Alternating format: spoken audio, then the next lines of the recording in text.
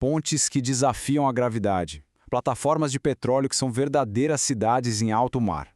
A gente vive num mundo moldado por estruturas colossais, os chamados megaprojetos. Mas como é que uma coisa dessas sai do papel e vira realidade? É exatamente isso que a gente vai desvendar hoje. A anatomia dessas obras monumentais. Pois é, a pergunta de $1 milhão é essa. O que é que precisa acontecer para transformar uma ideia gigantesca em algo de concreto que a gente pode ver e tocar? Que jornada é essa, do conceito à construção? É isso que vamos explorar. E para entender essa jornada, nosso roteiro vai passar por 4 estágios fundamentais. Primeiro, a gente vai ver se a conta fecha, no teste financeiro. Depois, vamos entender as regras do jogo. Na sequência, mergulhar na engenharia, que é espetacular.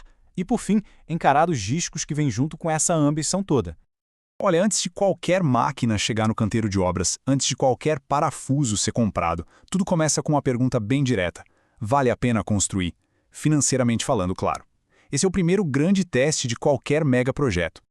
E, para responder essa pergunta, a gente precisa entender um conceito-chave: a viabilidade do projeto.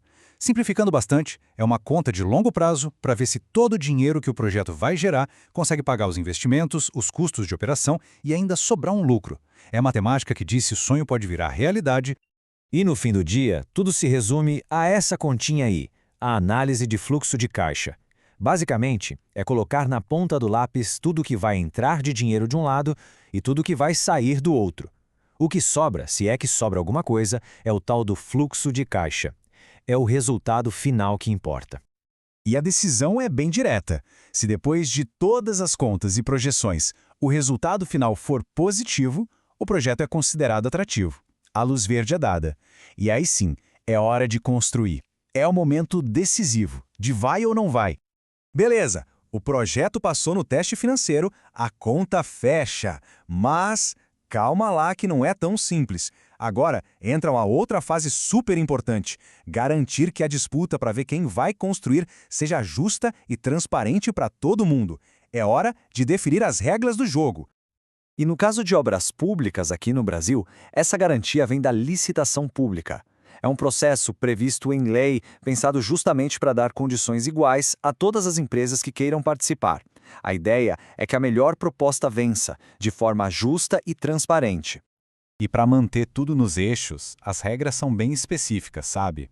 A lei define direitinho o que é obra e o que é serviço. E mais importante ainda, define quem não pode nem chegar perto da disputa, como autor do projeto ou gente da própria comissão. Tudo isso para evitar qualquer tipo de conflito de interesse. Certo, o projeto é viável, a licitação foi feita, a construtora foi escolhida. Agora sim a gente chega na parte que enche os olhos.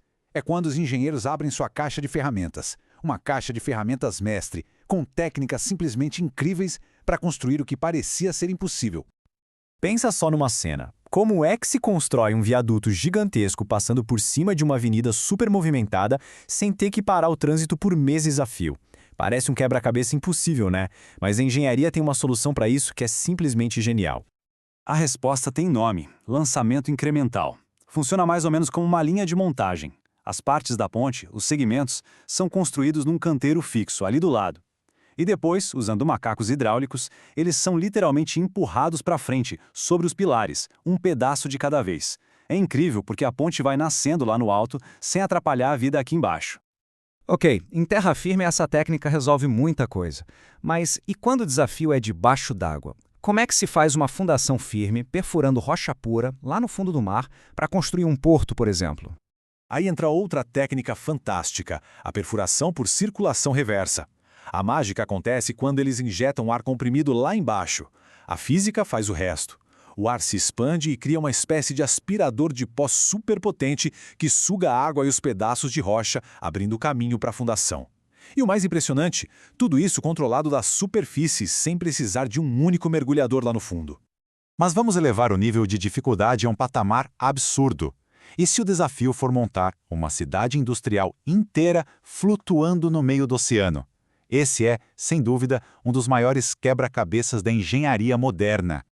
Uma plataforma de petróleo semissubmersível é, de forma bem simples, a junção de duas partes colossais. A parte de baixo é o casco, ou hull, que garante a flutuação e a estabilidade. E a parte de cima é o topo, ou topside, que é a fábrica em si, com todos os equipamentos e alojamentos. O grande desafio, claro, é juntar esses dois gigantes. A melhor forma de imaginar essa operação é pensar no jogo de Lego mais complexo, mais caro e, com certeza, o mais arriscado do planeta, onde cada uma das peças pesa milhares e milhares de toneladas. Essa operação tem até um nome, Madden, e é um verdadeiro balé de gigantes. A cena é surreal. Primeiro, o casco é parcialmente afundado com água. Depois, ele é manobrado com precisão milimétrica para ficar exatamente embaixo do topo.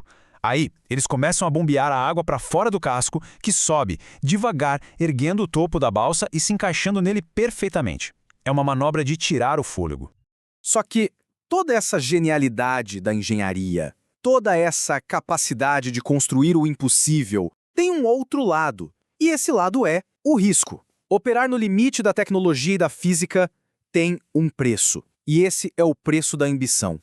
E a realidade, infelizmente, já nos mostrou isso várias vezes. A plataforma Thunder Horse, por exemplo, um colosso da engenharia, foi encontrada quase virada depois da passagem de um furacão. E nem precisamos falar da tragédia da Deepwater Horse, que foi um lembrete terrível dos riscos operacionais e, claro, humanos.